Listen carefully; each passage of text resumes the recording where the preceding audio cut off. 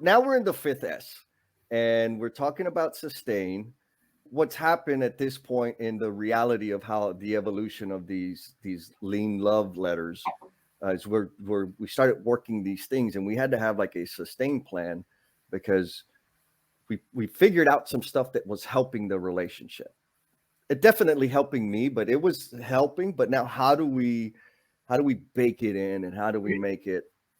Hold just a second, Jesse. We have some first time people. I'm hoping they've all gone in and listened to everything you've done so far. But just in case, like a 30-second, where these came from? Can you do Yes, that? yes. So Okay. the letters come from a relationship that I was in, that I did a poor job of helping sustain.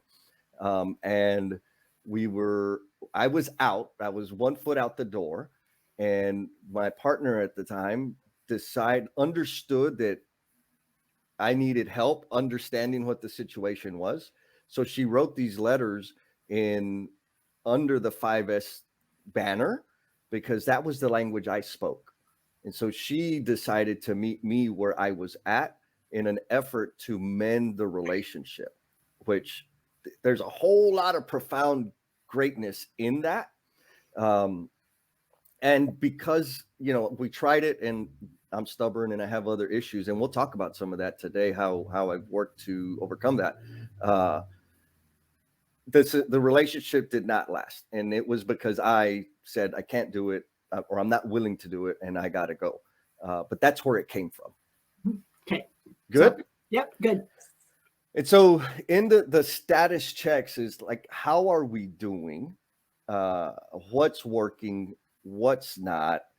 And at this, when she wrote it, it was a map of what we should do when we get there.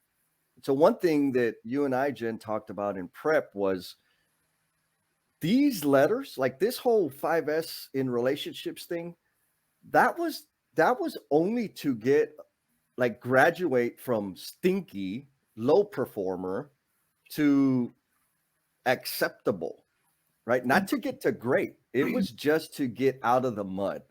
And I think that's an important point in any time. If you're applying this stuff in any realm, is what you're doing the first round, there's not a finish line, right? Right. You're not there, you don't arrive.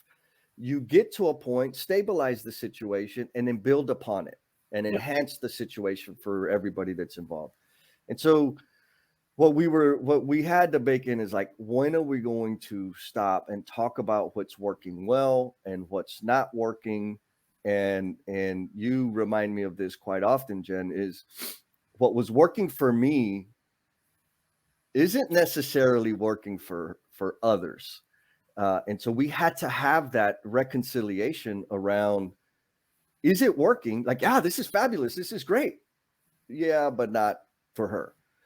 And so, in the romantic relationship space, it wasn't like, okay, checklist, we're doing all of these things and let's roll. It wasn't that. It was like, okay, yay, I'm expecting a parade. But guess what? On the other side of the conversation, there was still discontent, and so more work to be done.